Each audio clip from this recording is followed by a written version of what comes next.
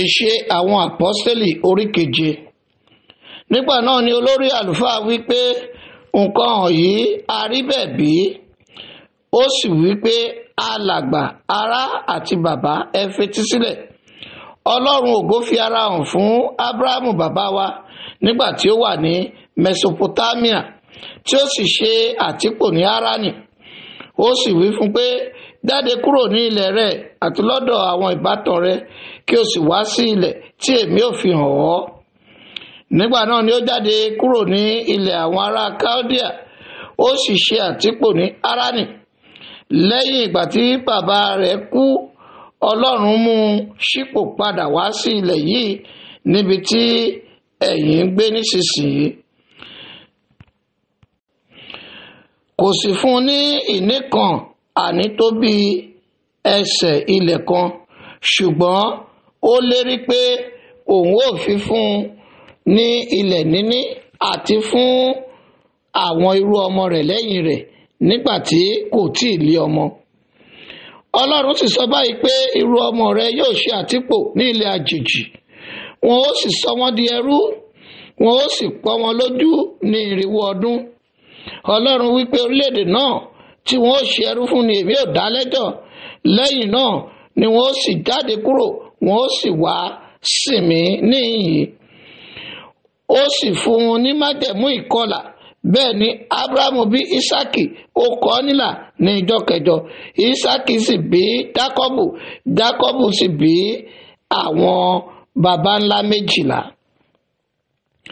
Àwọn baba ńlá sì ṣe ìlara Jósẹ́fù, wọ́n sì tà sí Íjíbítì, ṣùgbọ́n Ọlọ́run wà pẹ̀lú rẹ̀, ó sì yọ ọ́ kúrò nínú ìpọ́njú rẹ̀ gbogbo. Ó sì fún ní oore ọ̀fẹ́ àti ọgbọ́n ní ojú Fáráò ọba Íjíbítì, ó sì fi jẹ baálẹ̀ Íjíbítì àti gbogbo ilé rẹ̀. Ìyànkọ́ sì wá mú ní gbogbo ilẹ̀ Íjíbítì àti ní Kénáánì, àti ìpọ́njú púpọ̀. Àwọn bàbá wa kò sì rí oúnjẹ. Ṣùgbọ́n nígbà tí Jákọ́bù gbọ́ pé àlìkámà ń bẹ ní Íjíbítì, ó rán àwọn bàbá wa lọ lẹ́ẹ̀kejì. Àti nígbà kejì, Jósẹ́fù fi ara rẹ̀ hàn fún àwọn arákùnrin rẹ̀, a sì fi àwọn ará Jósẹ́fù hàn fún Fáráò. Jósẹ́fù sì ránṣẹ́, ó sì pe Jákọ́bù bàbá rẹ̀ àti gbogbo àwọn ìbátan rẹ̀ sọ́dọ̀ rẹ̀, 180 ọkàn. Jákọ́bù sì sọ̀kalẹ̀ lọ sí Íjíbítì, ó sì kú, òun àti àwọn bàbá wa. A sì gbé wọn lọ sí Ṣẹ́kẹ́mù, a sì tẹ́ wọn sínú ibojì tí Ábúráhámù rà ní iye owó fàdákà lọ́wọ́ àwọn ọmọ Ẹmórù bàbá Ṣíkẹ́mù. Ṣùgbọ́n bí àkókò ìlérí tí Olúwa ṣe fún Ábúráhámù ti kù sí dẹ̀dẹ̀, àwọn ènìyàn náà ń rù, wọ́n sì ń rẹ̀ ní Íjíbítì, títí ọba mìíràn fi jẹ lórí Íjíbítì tí kò mọ Jósẹ́fù. Òun náà ni ó ṣe àrékérekè sí àwọn ìbátan wa, wọ́n sì hùwà búburú sí àwọn bàbá wa, tó bẹ́ẹ̀ tí wọ́n fi já àwọn ọmọ wa kúrò lọ́wọ́ wọn, nítorí kí ó má ṣe yìí. Ní àkókò náà ni Mósè, ẹni tí ó ní ẹwà pípọ̀, tí wọ́n sì bò ní oṣù 3 ní ilé bàbá rẹ̀. Nígbà tí wọ́n sì gbé e sọnù, ọmọbìnrin Fáráò ó sì tọ́ dàgbà lé ọmọ ara rẹ̀. A sì kọ́ Mósè ní gbogbo ọgbọ́n ará Íjíbítì, ó sì pọ̀ ní ọrọ̀ àti ní iṣẹ́.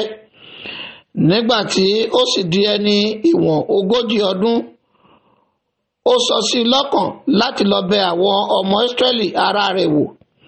Nígbà tí ó sì rí ọ̀kan nínú wọn tí à ń jẹ níyà, ó gbèjà rẹ̀, ó gbẹ̀san ẹni tí wọ́n ń jẹ ní ìyà, ó sì lu ará Íjíbítì náà pa. Ó sì ṣe bí àwọn ará òun mọ̀ bí Ọlọ́run yóò ti ọwọ́ òun gbà wọ́n, ṣùgbọ́n wọn kò mọ̀ ọ́n. Ó sì di ọjọ́ kejì, ó yọ sí wọn bí wọ́n ti ń jà, òun ìbá sì parí rẹ̀ fún wọn. Ó wí pé alàgbà, ara ni ẹ̀yin ń ṣe, èéṣe tí ẹ̀yin fi ń ṣe ohun tí kò tọ́ sí ara yín? Ṣùgbọ́n ẹni tí ó fìràn sí ẹ̀kejì rẹ̀ ti kúrò. Ó wí pé, ta ni ó fi ọ́ jẹ olórí àti onídàájọ́ wa? Ìwọ fẹ́ pa mí gẹ́gẹ́ bí o ti pa ará Íjíbítì lánàá. Mósè sì sá nítorí ọ̀rọ̀ yìí, ó sì wá ṣe àtìpó ní ilẹ̀ Mídíánì, níbi tí ó gbé bí ọmọ méjì. Nígbà tí 40 ọdún sì pé, áńgẹ́lì Olúwa farahàn ní ijù ní òkè Sinai nínú ọ̀wọ́ iná ní ìgbẹ́. Nígbà tí Mósè sì rí ẹnu yà á sí ìran náà, nígbà tí ó súnmọ́ láti wò ó fín, ohùn Olúwa kọ sí wípé, èmi ni Ọlọ́run àwọn bàbá rẹ, Ọlọ́run Ábúráhámù, Ọlọ́run Ísáàkì àti Ọlọ́run Jákọ́bù. Mósè sì wárìrì, kò sì dáṣà láti wò ó mọ́. Olúwa sì wí fún un pé, tú bàtà rẹ kúrò ní ẹsẹ̀ rẹ, nítorí ibi tí ìwọ gbé dúró sí ilẹ̀ mímọ́ ni. Ní rírí, mo rí ìpọ́njú àwọn ènìyàn mi tí ń bẹ ní ilẹ̀ Íjíbítì, mo sì ti gbọ́ gbíngbìn wọn. Mo sì sọ̀kalẹ̀ wá láti gbà wọ́n. Wá nísinsìnyí, èmi ó sì rán ọ lọ sí Íjíbítì. Mósè náà yìí tí wọ́n kọ̀ wípé, ta ni ó fi ọ́ jẹ olórí àti onídàájọ́? Òun náà ni Ọlọ́run rán láti ọwọ́ áńgẹ́lì tí ó farahàn ní ìgbẹ́ láti ṣe olórí àti olùdáǹdè. Òun ni ó mú wọn jáde lẹ́yìn ìgbà tí ó ṣe iṣẹ́ ìyanu àti iṣẹ́ àmì ní ilẹ̀ Íjíbítì àti ní Òkun Pupa àti ní aginjù ní 40 ọdún. Èyí ni Mósè náà tí ó wí fún àwọn ọmọ Ísírẹ́lì pé, wòlíì kan ni Olúwa Ọlọ́run yín yóò gbé dìde fún yín nínú àwọn arákùnrin yín bí èmi, òun ni kí ẹ gbọ́ tirẹ̀. Èyí náà ni ẹni tí ó wà nínú ìjọ ní ijù pẹ̀lú áńgẹ́lì náà tí ó bá sọ̀rọ̀ ní òkè Sinai, àti pẹ̀lú àwọn bàbá wa, ẹni tí ó gba ọ̀rọ̀ ìyè láti fi fún wa. Ẹni tí àwọn bàbá wa kò fẹ́ gbọ́ tirẹ̀, ṣùgbọ́n tí wọ́n kúrò lọ́dọ̀ wọn, wọ́n sì yí padà ní ọkàn wọn sí Íjíbítì. Wọ́n sì wí fún Áárónì pé, dá òrìṣà fún wa tí yóò máa tọ́nà ṣáájú wa, nítorí bí ó ṣe ti Mósè yìí tí ó mú wa ti ilẹ̀ Íjíbítì jáde wá, a kò mọ ohun tí ó ṣe.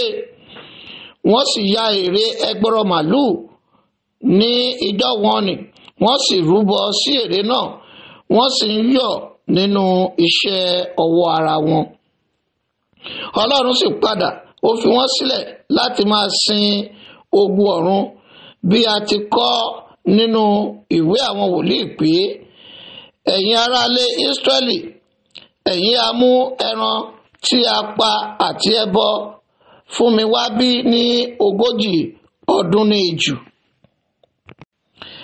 Ẹ̀yin sì tẹ́wọ́ gba àgọ́ Mólókù àti ìràwọ̀ òrìṣà Rẹ́mfánì, àwòrán tí ẹ̀yin ṣe láti máa bọ wọ́n. Èmi ó sì kó yín lọ rékọjá Bábílónì. Àwọn bàbá wa ní àgọ́ ẹ̀rí ní ijù, bí ẹ̀yin ò bá, bí ẹni tí ó bá Mósè sọ̀rọ̀ ti pàṣẹ pé kí ó ṣe gẹ́gẹ́ bí àpẹẹrẹ bí ó ti rí.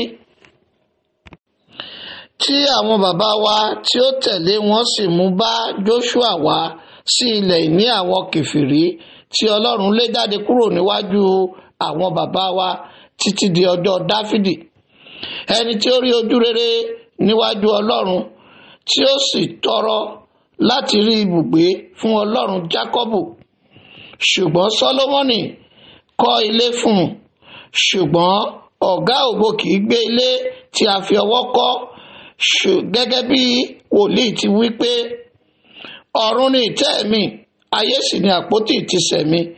Irú ilé kí ni ẹ yóò kọ́ fún mi, ni Olúwa wí, tàbí ibo ni ibi ìsinmi mi? Ọwọ́ mi kò wá ṣe gbogbo nǹkan wọ̀nyí. Ẹ̀yin Ọlọ́run líle àti aláìkọlà àyà, òun etí, nígbà gbogbo ni ẹ̀yin máa ń dènà ẹ̀mí mímọ́ gẹ́gẹ́ bí àwọn bàbá yín bẹ́ẹ̀ ni ẹ̀yin. Ta ni nínú àwọn wòlíì tí àwọn bàbá yín kò ṣe inúnibíni sí? Wọ́n sì ti ipa àwọn tí ó sọ àsọtẹ́lẹ̀ ti wíwá ẹni olóòótọ́ ni, ẹni tí ẹ̀yin sì di olùfihàn àti olùpa. Ẹ̀yin tí ó gba òfin gẹ́gẹ́ bí ìlànà àwọn áńgẹ́lì tí ẹ kò sì pa á mọ́. Nígbà tí wọ́n sì gbọ́ nǹkan wọ̀nyí, àyà wọn gbọgbẹ́ dé inú, wọ́n sì pa yín sí keke. Ṣùgbọ́n òun kún fún ẹ̀mí mímọ́, ó tẹjúmọ́ ọ̀run, ó sì rí ògo Ọlọ́run àti Jésù dúró ní ọwọ́ ọ̀tún Ọlọ́run. Ó sì wí pé, wò ó, mo rí ọ̀run ṣí sílẹ̀ àti ọmọ ènìyàn dúró ní ọwọ́ ọ̀tún Ọlọ́run. Nígbà náà ni wọ́n kígbe ní ohùn rara, wọ́n sì di etí wọn, wọ́n sì fi ọkàn kan rọ̀lú, wọ́n sì wọ́ sẹ́yìn òde ìlú, wọ́n sì sọ ní òkúta. Àwọn ẹlẹ́rìí sì fi aṣọ wọn lélẹ̀ ní ẹsẹ̀ ọmọkùnrin kan tí à ń pè ní Sọ́ọ̀lù. Wọ́n sọ Stẹ́fánù ní òkúta, ó sì ń ké pe Olúwa wípé, Jésù Olúwa, gba ẹ̀mí mi. Ó sì kúnlẹ̀, ó kígbe ní ohùn rara pé, Olúwa, má ka ẹ̀ṣẹ̀ yìí sí wọn lọ́rùn.